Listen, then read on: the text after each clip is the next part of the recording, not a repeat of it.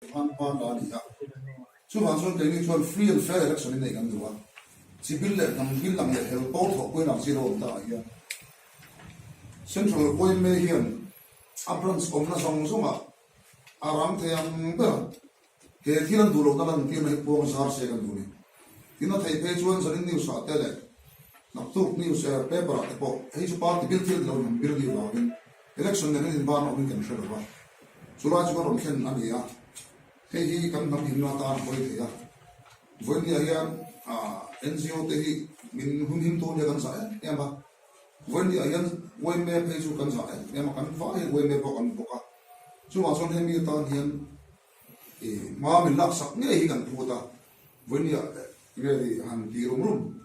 te po kan phu ni ber mai chu ron the lo chana ber hi di kha ni ber kan presidente nong chang thelo a poi kan ti khop na ke ma ni kon tin ke ni lama ta kan han soi the chun tu na ai soi khan ke hi ang thang pen kan o bi te kan lo thri lama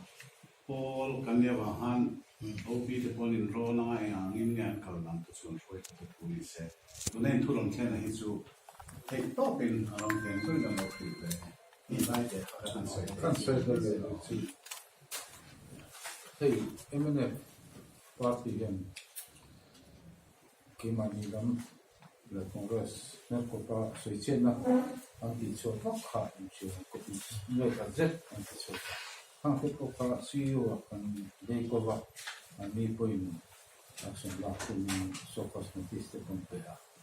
No ba ju o da chu ga ju ka se ma ju ang nga chang ni lo ba sen ni la kan lei ko le a tun hen order an ti so fa chu ti chung chuan kam sia tira ka ma ko an sen man na je ni